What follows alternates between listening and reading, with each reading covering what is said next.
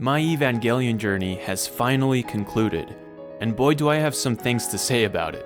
First and foremost, I want to clear the air behind a lot of the seemingly nonsensical plot points and explain how everything works in the Rebuild of Evangelion series. This includes the multiple atoms, the spears, the time loop, Mari's history, and everything else. And later I will talk about the significance of how the Evangelion story wrapped up and whether or not the Rebuild series was a soft reboot or a continuation of the anime. So welcome Funkers to Evangelion 3.0 plus 1.01, Closure at last.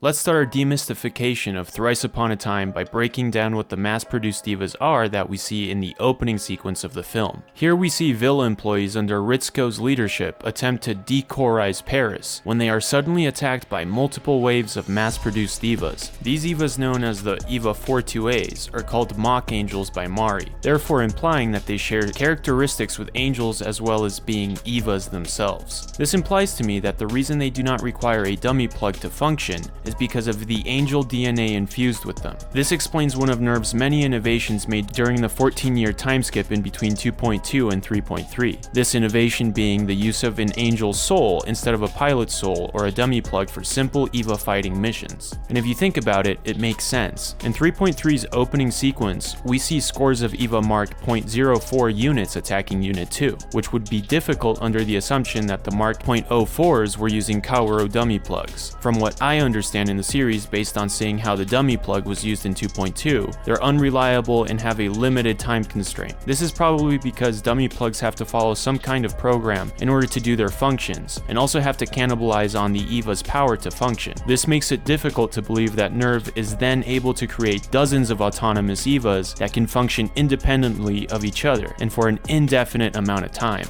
unless we assume, of course, that the soul that drives them is in angels. The reason for this is because angels are autonomous monsters that already know what to do. They are intrinsically born to serve two functions, the first being to kill or assimilate Lilith and or fuse with Adam's embryo, and the second is to kill Evas. This means that an angel's soul fused with an Eva's body does not require a pilot and already knows to eliminate all Evas in its vicinity. We can assume then that during the time the third angel was being researched on, samples of its DNA made their way to NERV and later Gendo. This also explains why all of the Mark .04 derivative Evas all have cores just like angels. Now, the fusing of Evas and angels isn't the extent of the Mark .04's peculiarities, but also the fusing of the spears into their design. You see, similar to the mass-produced Evas of End of Evangelion, which use replicas of spears of Longinus, the Eva 42As have integrated spears. This means that the DNA of the spears of Longinus were also sequenced and later replicated for use as weapons, which explains why the 42As only fly around attempting to ram into Unit 8, considering that the spear of Longinus has the capability of penetrating AT fields. Speaking of spears of Longinus, let's revisit the central dogma situation that resulted in the true third impact during the 14-year time skip. In my last video, I had to make a lot of assumptions based on incomplete data, so it's only fair that in light of new information I rectify some of my observations and break down exactly what occurred that resulted in Ryoji Kaji's death. In my previous 3.3 analysis video, my interpretation of what happened during the true third impact was that I assumed Masato controlled Mark 6 with a Kaworu dummy plug to decapitate Rei Lilith and thwart Gendo's plan to complete the third impact. My assumption was that after Rei 2 was recovered from Unit 1 by Gendo, her soul was fused with Lilith, and when Mark 6 decapitated Lilith, it removed the Lilin soul aspect of the equation, and thus made the completion of the third impact impossible. Now, knowing that Rei 2 was never recovered and stayed trapped in Unit 1, and knowing that Miss Lookalike Rei is actually Rei 6, I can only assume that the Rei that was fused with Lilith was Rei 3, 4, or 5, and the subsequent Reis produced afterwards never needed a soul, which is why in 3.3 Kaworu explains that Rei 6 didn't have one. Now, if it wasn't Masato who decapitated Lilith, but rather Sella, then what exactly was their plan, and why does Lilith's head look like Lilith in the shot where we see Mark 6 holding it, but later it looks like Rei when we see it in later shots? Well, let's start off by addressing Sella's plan. I believe that Sella, knowing the Dead Sea Scrolls Apocrypha better than anyone, knew that after the death of the 11th angel by some unknown pilot, that the 12th angel would manifest in Mark 6, and I believe that this was instigated by deliberately misleading everyone that Mark 6 was an atom, when in reality it was a DNA vessel for a future 12th angel. Once the 12th angel manifested, Unported, Sela immediately used the dummy plug to enter Central Dogma and decapitate Lilith before merging with it and proceeding to add the final ingredient for the third impact. This explains why Lilith's body had swelled up to a massive size, but its head remained relatively small compared to its body. Then, because Mark 6 Lilith was a Lilith soul short of opening the doors of Guff, either Sela's troops hunted Rei 3 so she could be forcefully merged with Lilith, or Gendo, thinking he could override Sela, had Rei merge with Lilith. By the way, for this example, we're just gonna say it was Rei 3 for simplicity. Then once Rei 3 merged with Lilith, the gates of Guff opened, Lilith's decapitated head turned into Rei's, and then we got the same scene we saw in 3.0 plus 1.0, where Ryoji Kaji went down to prevent the completion of the third impact. So now let's talk about how Kaji stopped the third impact from fully doing its thing. Whether or not Sela or Gendo's version of instrumentality was being fulfilled makes no difference. Although I do believe at this point Gendo's instrumentality was being fulfilled, more on that later. So I'm simply going to explain what actions Kaji took to stop them. I believe that as part of the rite of the third impact, Mark 6 impaled itself using the same Spear of Longinus that was already inserted into Lilith. This is why when we watch 3.3 we can see that Mark 6 appears to be holding the spear itself, implying it did it to itself. And after seeing a few impacts at this point, including the fourth impact, we all know that the spear seppuku is kinda part of the ritual. Anyway, this would have meant that Sela or Gendo were pretty darn close to finishing the terms of instrumentality, right? This explains why by the time Kaji succeeded, most of the world's population was already annihilated. But anyway, considering what we know about Kaji, being a sort of triple agent between Sela, Nerve, and Villa, we can imply that the same way he stole the key of Nebuchadnezzar, he, with the help of Kaoru and Villa's crazy equipment, was probably able to steal the spear of Cassius. Then by means of a machine or a cannon, or hell, if we really want to get cool with it, a jet-alone robot, I'm kidding, Kaji ordered for Cassius to be thrown into Lilith, thus stopping the third impact. This means that I'm assuming Kaji originally did use the real Cassius and not some fake version. And based on what we know about the nature of the spears, it is implied that Cassius can morph into Longinus and vice versa. This means that unbeknownst to Kaoru, through science or more accurately human emotion, Gendo eventually reverted the spear of Cassius back into a spear of Longinus as a way to trick Kaoru and prevent his version of instrumentality from being overridden. Now let's talk about the spears. In the Rebuild continuity, the rules get flipped on their head as we no longer have one atom for one white moon, but rather 4 regular atoms and 1 giga-chad atom per white moon. This means that because there are 5 seeds of life on the white moon, then they each need a spear of Longinus in case a black moon arrives. And because we know now that there is only one Lilith, then there's just 1 additional spear, totaling in 6. This is also explained when Gendo and Shinji go to the Golgotha object, and he explains that non-human beings left 6 spears, the atoms, and the world of the gods there. This means that the Golgotha object is an anti-universe representation of the regular universe's Earth, which is where fate or perhaps the ancestral race decided to send its seeds of life. It is also implied that the default configuration of the spears is Longinus, since Longinus has the power to only detain procreation, and that's what would need to happen if Lilith ever landed on Earth to prevent a fusion between the Lilin and the angels. Before we talk about how and when the spears were depleted prior to the additional impact, we need to talk about the 2 configurations of them and why they exist. The first configuration, Longinus, known as the Spear of Despair, is the default configuration of every spear on every moon. I know this because when we look at the Dead Sea Scrolls, we only see spears of Longinus and no spear of Cassius. In my last video, I somehow believed that the spear of Cassius was a spruced up spear of Longinus, similar to how Evas are spruced up versions of atom-based clones. But after seeing Shinji being able to transform Longinus in the anti-universe, I now understand Cassius to be a reflection of the wielder's AT field. If the wielder's AT field reflects an optimistic ego, it turns into the Spear of Hope, and thus can participate in a different rite than by using 2 spears of Longinus. This means Sela was somehow able to convert a spear of Longinus into a spear of Cassius, by either using Kaoru's AT field or another method so that they could perform the correct rite during their planned third impact. Now remember how I said it was highly likely that Gendo was going to succeed in his version of instrumentality during the third impact that was unseen during the time skip? This is because Gendo at this point already had the key of Nebuchadnezzar, so even if Sela started their rite using the Spear of Longinus and the fusion between Mark 6 and Lilith, Gendo could still enter the anti-universe and avoid being fontified so that he could achieve his goal. Once Cassius was used on Lilith, the whole operation had to be scrapped completely until the completion of Unit 13,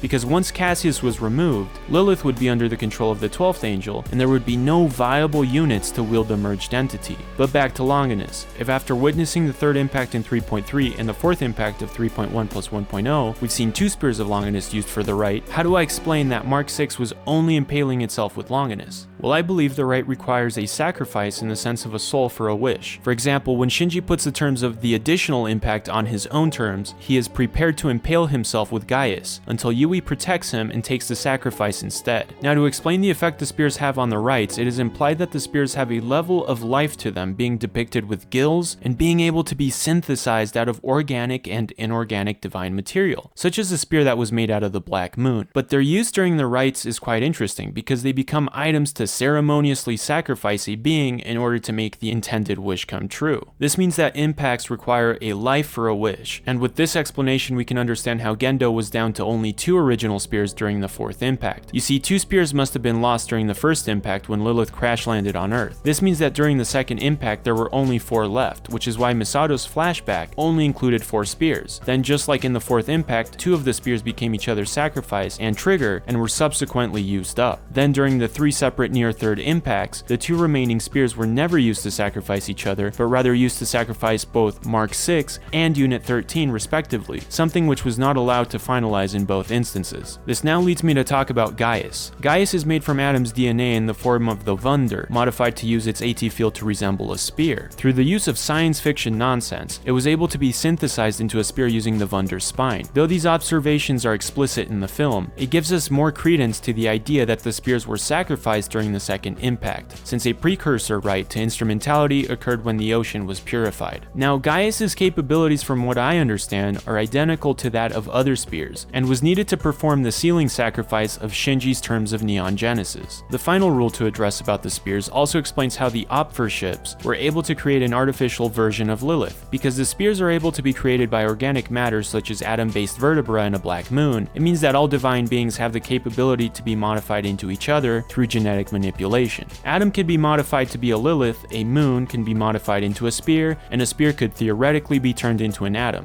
Further proof of this is found in episode 5 of Neon Genesis Evangelion, when Ritsuko and Misato realize that the angels share 99.89% of their DNA with humans. If they're both offspring of Adam and Lilith respectively, then Adam and Lilith must be as similar, if not more. Same goes for the spears and the moons. Speaking of such similarities between the Opfer ships and Lilith, let's talk about the relationship between the 4 vessels of Adams and their respective ships. It is stated that Mark 9 is the master of the Wunder, and every other Mark 10 through 12 is the master of its corresponding Opfer ship. What exactly does this mean though? Well, in my 3.3 analysis, I believe that the vessel of the atoms contained Adam's soul. After watching this film though, I realized that the opposite is true. Every Opfer ship, including the Wunder, is Adam, or at the very least contains Adam's DNA and its soul, whereas the vessels are the executors of Adam's will. I know that sounds really confusing, but let me put it this way. We as humans have a mind and a body, and in a religious context, we also have a soul, which is our truest selves and has the ability to separate from our body and mind when we die. Similarly, the Opfer ships are biological vegetables, where Adam's soul resides in, but because these biological containers were made to be used as a vehicle, they have no agency. This is where the vessels come in. The vessels are clones of Adam's, much like an Eva, but they are designed to operate as Adam's mind once they reconnect to their corresponding ship. It's a similar concept to how an Eva has no soul, yet is alive, and can be completed once it has a soul piloting it. My proof for this claim starts in 3.3 when Mark 9 attacks the Wunder and starts hijacking it. During this scene, we see Ritsuko state that Mark 9 is the original master of the Wunder. This implies that the relationship between the two is similar to that of an Eva pilot and an Eva, yet the one major difference is that there is a role reversal in terms of which entity carries the soul. This means that the Opfer ship is the Eva for the vessel to complete Adam. Now, one interesting thing to note is that since the vessels don't have any souls, one would assume they need dummy plugs to function, yet we see that they have Ayanami series pilots, which means that the Ayanamis are temporary pilots designed to obey Gendo and Fuyutsuki's orders to make the Opfer ships do whatever they need to do. This explains why the Wunder needed Unit 1 as an engine, because then Unit 1 would be the Wunder's surrogate master. Interestingly, Unit 1 also had an Ayanami series pilot inside of it, being Rei 2. Although, to be fair, she most likely was not doing much of anything during the events of 3.3 and 3.0 plus 1.0. There is more proof indicating that the Opfer ships are the real Adams, whereas the vessels aren't. When Mari starts assimilating the vessels, she claims that her Eva starts overlapping, but mentions nothing about committing deicide. That is, until she destroys the 3 Opfer ships, claiming that the Lilin will no longer need the Adams. There is one Adam, however, that was spared from having this sort of configuration, and that's Unit 13. Before I explain what Unit 13 is, and what makes it different from the rest of the atoms, I have to clarify why it wasn't separated into a vessel and a soul-carrying ship. The third impact that occurred during the 2.2 and 3.3 time skip was going to occur very differently had Ryoji Kaji not intervened. You see, at some point Gendo, via the use of Mark 6, would have caused instrumentality for everyone, killing them, and then would have recovered the Spear of Cassius to do an additional impact by sacrificing the Spear of Longinus that sacrificed Mark 6, and sacrificing Cassius with Longinus as offerings to Evangelion Imaginary. Obviously, Gendo needed to open the doors of Guff first by causing the third impact, but when Lilith was speared by Cassius after it had already been ritually speared by Longinus, Mark 6's biomass died, and Lilith's soul died, leaving the 12th angel and the Lilin biomass it absorbed to seen in 3.3. Then when Kaworu impaled Unit 13 with 2 spears of Longinus, it neutralized the 12th angel and the absorbed biomass, but left everything else about Unit 13 intact, including vestiges of Kaworu's trapped soul. Therefore, after the events of 3.3, Lilith's vestiges were finally wiped out after Unit 13 was impaled twice by 2 spears of Longinus. This meant that with the remaining equipment left after the third impact, it became virtually impossible to incur any future impacts. But it appears that Gendo foresaw this, and prior to the subsequent 2 third impact attempts after 2.2, Gendo developed the 4 Opfer ships to act as a surrogate for Lilith when the time came.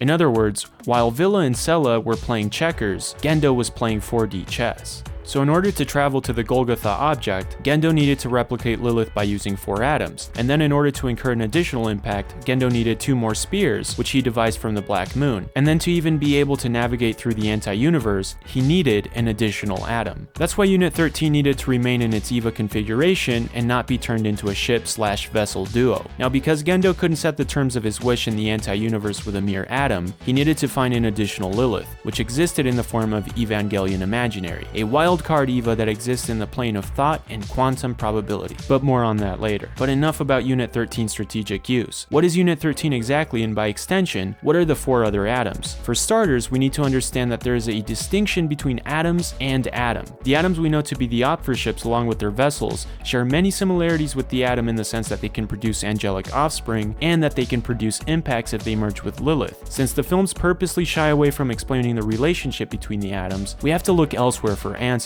Let's begin by looking at the Dead Sea Scrolls that were revealed by Gendo. In them, we can see a treasure trove of telling information, such as the Spears of Longinus, a human sacrifice, I think, Lilith as depicted in Mesopotamian art, and 5 winged-mailed creatures, the one leading them interestingly possessing 4 arms just like Unit 13. In order to fully understand Hideaki Anno's intention of creating 5 atoms in one Lilith, we must look at his influences first. It is no surprise that the Evangelion franchise was strongly influenced by Christianity and Judaism, but one thing people overlook is the fact that Judaism derives many of its concepts and much of its mythology from Mesopotamian civilizations such as the Babylonians, the Assyrians, the Akkadians, and the Sumerians. One such example is the character of Lilith, which is a prominent goddess in Mesopotamian religions as well as a goddess in the Semitic Canaanite religion, which inspired Judaism. Which is why I believe that the reason there are 5 atoms is because they are meant to represent the Anunnaki, with the atom that later becomes Unit 13 representing Anu, who's the patriarch of the Anunnaki. Now at first, I know this may seem like a stretch, stringing vaguely related concepts such as Judaism and Mesopotamian religion, but consider this. Hideaki Anno heavily incorporated Mesopotamian religious concepts in Evangelion without necessarily connecting them to Judaism nor Christianity. A prominent example of this is the Marduk Institute, which allegedly selected the 14-year-olds best suited to become Evangelion pilots.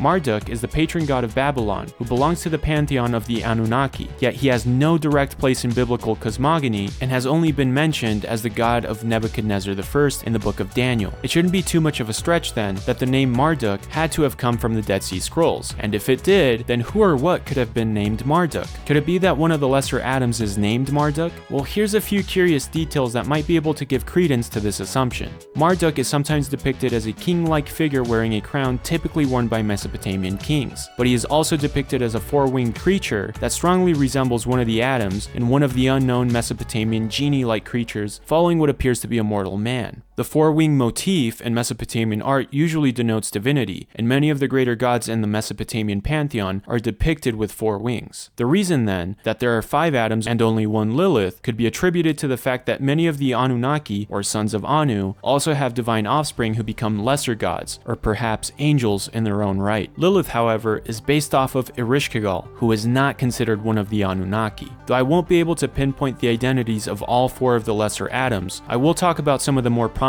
patriarchs of Mesopotamian religion who might represent the Adams and demonstrate how all of them mentioned have divine children, much like the Adams of Evangelion. Let's start off with the one who has been attributed as an indirect inspiration for the creation myth in Genesis. Enki is a Sumerian god and member of the Anunnaki. Among many epithets, Enki is regarded as the god of semen, and through a series of events in which he accidentally consumes his own semen, he impregnates his own body parts that made contact with it. Because he's a male god, he falls ill from being unable to give birth when a goddess named Ninhursag takes Enki's semen into her and gives birth to healing gods and basically aborts Enki's unborn lumps. One of these gods is the goddess of Ninti, who similarly to Eve, was made from the semen that impregnated Enki's rib. Now I know this is a lot of mythological gibberish, but the point here is that it turns out that the word Ninti also happens to be Ninhursag's epithet. The significance of this is that, like in most religions, similar characters get conflated and eventually become one, which became the case with Rib Lady Ninti and the goddess Ninhursag. So in summation, Enki creates gods with his own seed and is likened to Adam, who was the progenitor of Eve via his rib. Another god coming from the same pantheon is Enlil. Enlil is much more enigmatic than Enki, but he still represents a paternal figure in the mythology where he fathers multiple lesser gods and goddesses such as the goddess of the moon, the god of irrigation, and the god of death. Though he is not posited to have any relationship to Judaism's Genesis story, he is considered one of the main patriarchs of the Mesopotamian pantheon, and his role as a father of divine beings is a common attribution. Ninurta is another famous patriarch, father of the Mesopotamian gods Igalim and Shulshaga. He is considered to be a master of agriculture, hunting, and combat, and as such is briefly alluded to 3 times in the Hebrew Bible. His role in the pantheon was to provide an example of fearlessness to human military generals and to represent farmers and their struggles. And then of course we have the aforementioned Marduk. He is the patriarch associated with acts of creation, justice, medicine, and magic. He is also the father of Nabu, god of scripture and wisdom. So though there are other lesser gods within the Anunnaki, it is quite possible Hideaki Anno wanted to represent some of the more important patriarchs in the form of Adams and represented their father Anu as Unit 13. Now let's talk about Ereshkigal again. Ereshkigal is the figure that most scholars consider to be the inspiration for the Jewish character Lilith. She is the matriarch of the earth and also the goddess of the underworld. Due to her bird-like appearance, she has often been conflated with the mythological Mesopotamian demons known as the Lilitu. The Lilitu are female demons that, much like Ereshkigal, have talons like an owl. It is also not surprising that the word Lilitu then, meaning nightbird, is a cognate for the Hebrew word Lilith, which among its many definitions means of referring to the night or nightbird. So to add even further proof to the idea that the Adams and Lilith are based on the Mesopotamian pantheon of gods, we can also compare the imagery in Ereshkigal and the Lilith represented in the Dead Sea Scrolls. You see, they both have wings, bird talons, a tiered headdress, are both holding the rod and ring symbol on both of their hands. What more can I say? So, there are 4 Adams to represent the Anunnaki, 1 big Adam to represent Anu, and 1 Lilith to represent the female creation force that gave light to the lesser beings. Case closed. But if this is the case, why is Mark 6 considered the true Evangelion? Well, based on what we know about the Evas, they are all clones of either one of the Adams or Lilith. And though I originally believed Mark 6 to be Adam, upon watching this film I realized that Mark 6 was nothing more than a mere clone. What made Mark 6 special though is that I believe that the DNA of the Anu Adam wasn't readily available when the Evas were first constructed. Otherwise, come on, all the Evas except Unit 1 would be as powerful as Mark 6, right? So with this assumption in mind, Mark 6 became the first and only Eva to be cloned from the Anu Adam to become the Eva of the Most High. This is why Mark 6 is nowhere to be found on the Dead Sea Scrolls, and yet had a paramount importance to Sela. Okay, now that we got the question of the Adams out of the way, let's talk about the failures of Infinity. The failures of Infinity are headless Unit 1 looking creatures that drone around mindlessly without agency, if that at all. The word agency is important here, because the reason why I believe they're headless is because agency comes from our brain being, and without it, we're nothing more than biological material. Now, the secret of the headless infinities also explains why during the additional impact, every soul that merges into them becomes a headless Lilith. Essentially, since Lilith is the mother of all humans and life on Earth, humans come under Lilith's control until instrumentality is completed. It's like a purgatory where the souls of the dead are stored in Lilith body structures, absent of their free will until the decision about their fate is made. All other beings that are already alive and aren't under the protection of an L barrier turn into LCL, and their souls go find a headless CGI mannequin lady for the time being. This means that these white headless beings are in some ways failures of infinity that are awaiting infinity. But then, why are the failures of infinity originally Unit 1 looking creatures? In order to explain this, we must go back to the requirements of opening the gates of Guff. Since 2.2, I took note of the order of operations of how the near third impact occurred, and how the requirements had overlap with the requirements of the end of Evangelion version of the third impact. Since I took note of that, every single subsequent impact validated my hypothesis. You need one soul of Adam, one biomass of Adam, one soul of Lilith, and one biomass of Lilith. The biomass aspect can also include clones or offspring of the seeds of life, including humans and angels. This means that during the near third impact of 2.2, the being that was acting as a surrogate Lilith at the time was Unit 1. So when the doors of Guff opened the moment Shinji pulled Rei out along with the 10th Angel's core, the souls of the dead went to the headless effigies of Unit 1 instead of Lilith. And by now you can probably assume why. Since Unit 1 is not a clone of Adam but rather Lilith, the infinities took the form of Unit 1. Then later, Kaoru referred to these beings as failures of infinity because they never received a final fate since every iteration of the third impact was stopped prematurely. This explains why during the fourth impact, when the Evangelion imaginary acts as a surrogate for Lilith, all of the failure of infinity turn into effigies of Lilith. Now let's backtrack a little bit and explain Asuka's role in the fourth impact. There seems to be an inverse relationship between Rei and Asuka in more ways than one. For example, superficially Rei's hair is blue and her eyes are red, yet Asuka's eyes are blue but her hair is red. Originally in Neon Genesis Evangelion, this foreshadowed the different roles they would take up as Eva pilots. Asuka was hot-headed and ambitious, while Rei was passive and only followed orders. But after watching this film and seeing that Asuka was also a clone, I realized that Asuka served as a Rei-like vessel, but instead of carrying the soul of Lilith, she carried the soul of Adam. Well, functionally speaking. In order for the fourth impact to occur, we need 4 ingredients. When the black moon becomes the spears needed to seal the deal for the fourth impact, they remain static, hovering over the doors of Guff, as if waiting for further instruction. The reason for this is because up until this point, only 3/4 of the conditions were met. The vessels of the atoms relinquished their atom-like powers to create an artificial Lilith, meaning that Lilith and Lilith's soul were part of the impact up until that point. Then if we add Unit 13, we have Adam's biomass thrown into the mix. Therefore, since the atoms and their souls were converted into Lilith, and Unit 13's soul died when Kaoru died, the only way to surrogate Adam's soul is to find an angel's soul somewhere. This is where Gendo's 4D chess came in. Him knowing that after Unit 3 became the 9th angel, and Asuka's body was compromised and had to have the angel sealed, he realized that Asuka could be a surprise tool that can help us later. This is why he takes the original Asuka from her test tube in between 3.3 and 3.0 plus 1.0 and fuses her with Unit 13, so that by the time Asuka attempts to destroy Unit 13 and fuses herself with the 9th angel to do it, Unit 13 could turn on and rip the entry plug out of Unit 2.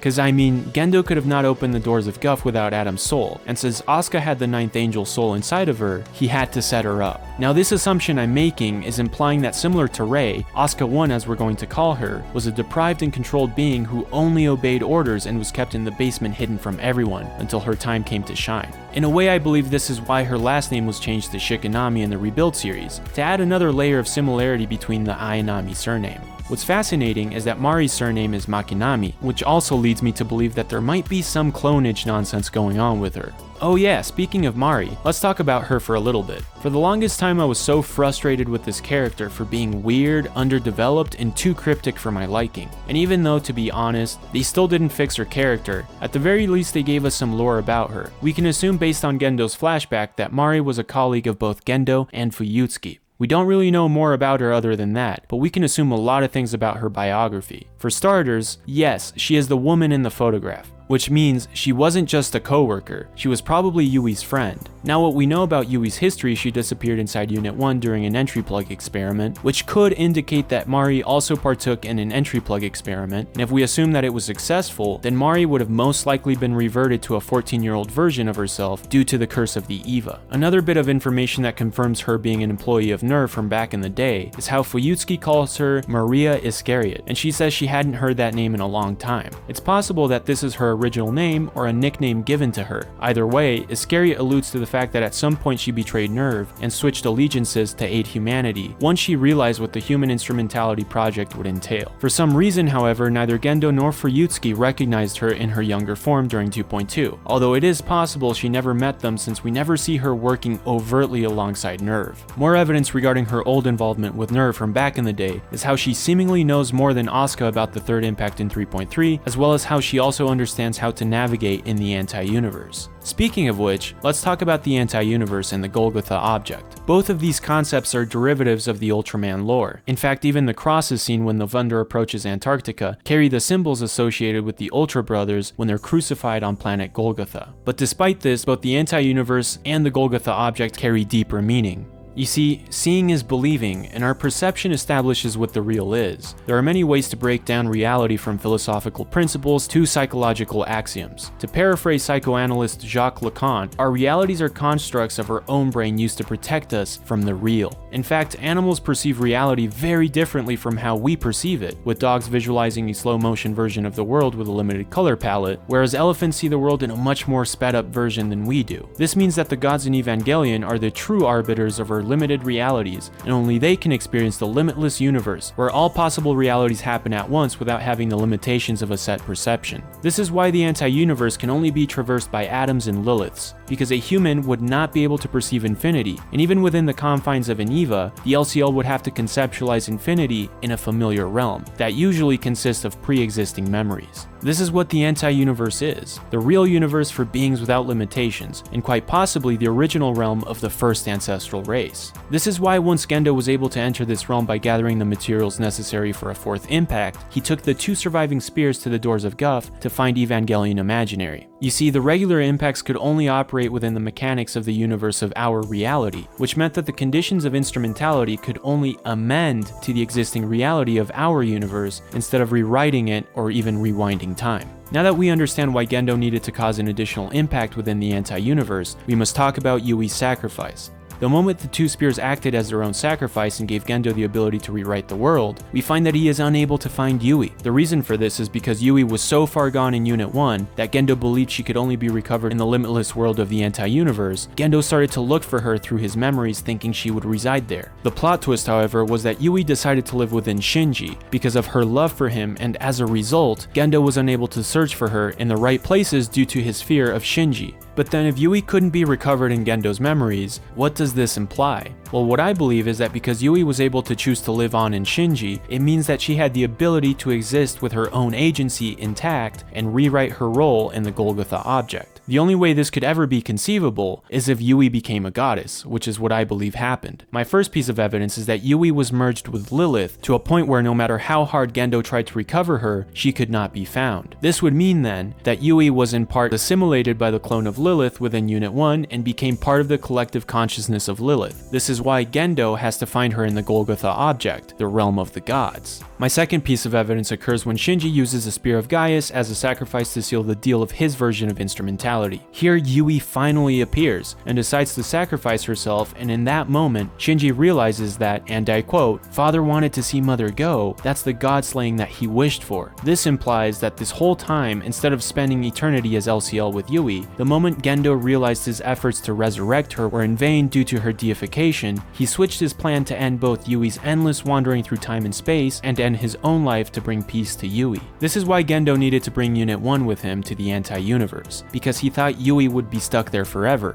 So in essence, Gendo's deicide ironically turned out to be out of selfless love for Yui. But before I can say this wraps up Evangelion definitively, we have to talk about the time loop. During Shinji's time rescuing everyone and sending them to the new world he's rewriting, we see him visit moments in time from Neon Genesis Evangelion and the end of Evangelion. But since Shinji in these instances is experiencing the anti-universe, he is revisiting some of the infinite number of variations across an infinite number of timelines. Yet, the implication is that not all of those timelines and universe have occurred yet. You see, Kaoru states that he is doomed to experience his role over and over again, and since he can only be destroyed by vacuum decay, which is a universe-ending quantum event, then he gets to redo his role when the universe ends. This explains why even though he died in 3.3, he was still visible within Unit 13 when Asuka 1 steals Asuka 2 from Unit 2. It also explains why the universe seems to go on fine without Kaoru. Basically, as long as there are traces of Kaoru, the timeline doesn't restart. So we can assume then that the fact that Shinji only visits people across 3 different continuities is because these are the ones that have happened up until this point.